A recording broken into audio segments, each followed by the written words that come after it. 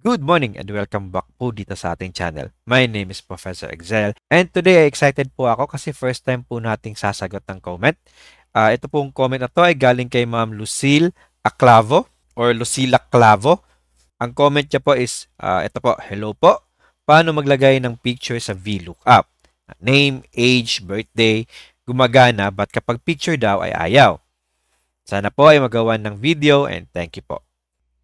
So, ayan po Ma'am Lucille or Ma'am Lucila. Thank you po sa pag-comment and gagawin na po natin ngayon yung tutorial po ninyo. So, ayan, sa makikita po ninyo, may 5 items po tayo dito and may corresponding po ng mga pictures nila. Sa taas po, ayan, may drop down list tayo ng mga items natin. And once pipili po tayo ng mga items dito, magbabago po yung picture. Ayan. Dito sa picture, makikita nyo po, VLOOKUP po yung ginamit natin dahil yun po yung ginagamit ninyo. Kaya, ayan po, makikita po natin na gumagana. Maliban po sa Apple.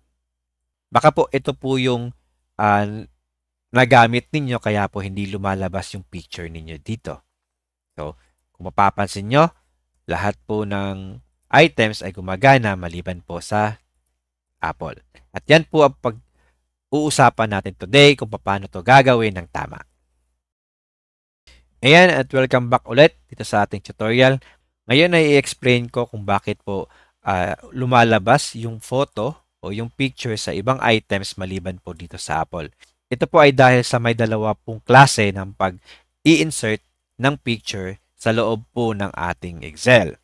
So, kung pupunta po tayo dito sa Insert tab, Illustration, Picture, mapapansin niyo po na may dalawang klase na pwede natin gamitin. Ito po ay ang Place in Cell at saka Place over Cell. Yung Place in Cell po, ito po yung gagamitin natin kapag gusto po natin na ang picture ay papasok po sa loob ng cell. Kumbaga, may kaakibat po siya na cell number. So, dito po sa example natin, si Banana ay nasa cell B5. Si Mango naman ay nasa cell B6. Ito po ay dahil sa pinasok po natin to gamit yung place in cell. So, kumbaga, kaakibat po siya ng mga cell kung saan po siya nakalagay. However, si Apple po ay hindi po siya nakapaloob sa kahit anong cell. So, kung mapapansin nyo, pwede po natin siyang ilipat sa kung saan-saan. Unlike po dito sa 4 na hindi po natin pwedeng ilipat kasi nasa loob po siya ng cell.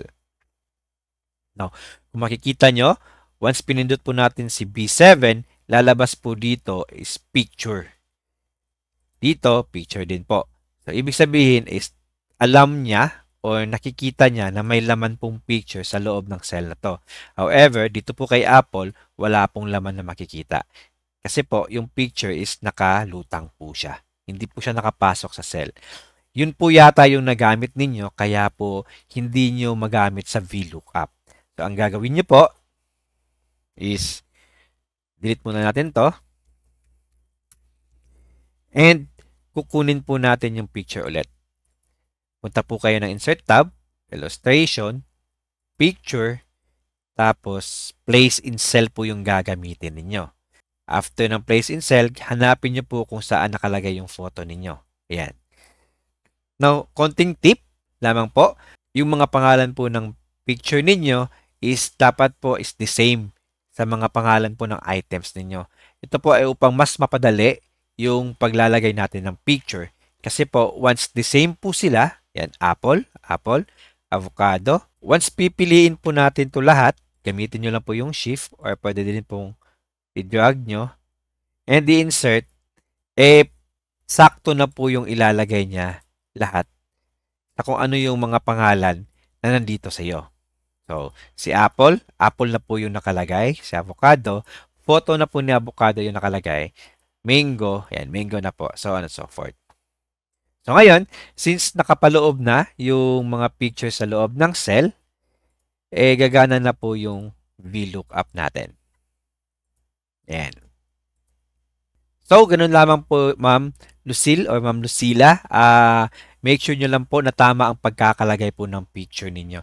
Now, sa iba naman po na kailangan ng tulong sa VLOOKUP, kung paano po ito ginagawa, May ilalagay po akong link dito sa taas. Please click nyo po yung link and upang makita nyo po yung video kung paano po gumagawa ng VLOOKUP. Now, yun po yung topic natin for today. I hope po nakatulong po tayo, and if may mga tanong pa po kayo, please comment it sa baba. And sa mga hindi pa po nakapag-subscribe, subscribe na po kayo. Madami pa po tayong matututunan and pag-uusapan dito sa channel natin. That's all for today. Again, my name is Professor Excel. Good morning.